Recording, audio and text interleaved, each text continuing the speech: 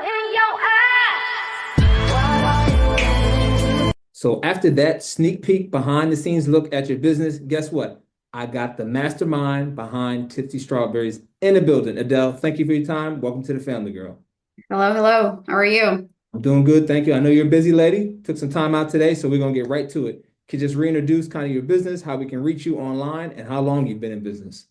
Yeah, so my business is called Tipsy Strawberries. I opened it during the pandemic of in 2020. And my shop is online. You can find my products on tipsystrawberries.com. Okay. All right. Pandemic, quite a time to start a business, but it's been working out for you. So glad to see it. So, first Hey, question I thank got for you is why did you decide to open your business, especially during the pandemic, and kind of what inspired you? Yeah, so honestly, it was during the shutdown, is when I came up with this idea.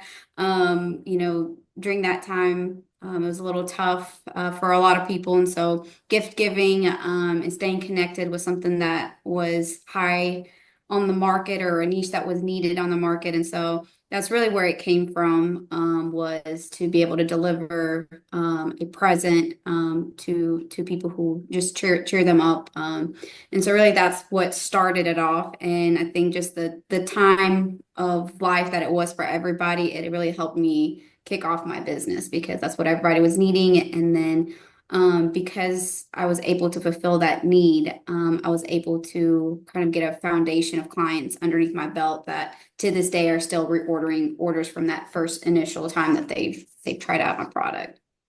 Oh, that's good. Return clients. That's where the money is. Have them keep coming back. That's good. So I know it wasn't smooth sailing. There were some lumps and bumps. So kind of speak to some of those challenges and how you're able to navigate around it. For sure, for sure. There's a lot of things that you don't really first see happening. I think a lot of, at least for me in the produce industry, was running out of strawberries. I remember one season of Valentine's Day, there was literally no strawberries in the city, so you gotta have to be prepared to figure out what to do. Thankfully, I had a good support system that literally helped me go on a hunt for strawberries in neighboring cities so that I can fulfill the orders. But you really just have to figure it out. There's always a solution to a problem, even if it's not the most comfortable solution. And I think just having of the mentality of not giving up.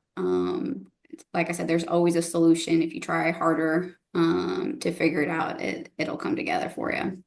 No, that's good to hear having a support system and kind of learn to think outside of the box because nothing's going to be a linear path as we both know. So, final question, because I know you're busy, squeeze me in. Thank you. Is what would be one piece of advice you'd give to anybody watching that's looking to kind of expand their reach, try something new, or jump out on a whim?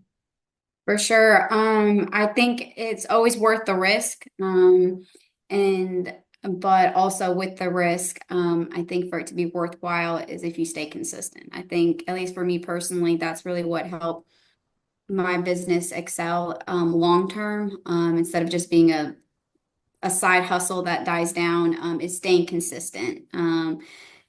Pick up every order that gets there, even if it's a small order or I feel like it's not worth your time. It's bigger than that one-time purchase, because then it's, the returning client, as I mentioned before, or the exposure of your brand, that would benefit you bigger in the long run. Okay.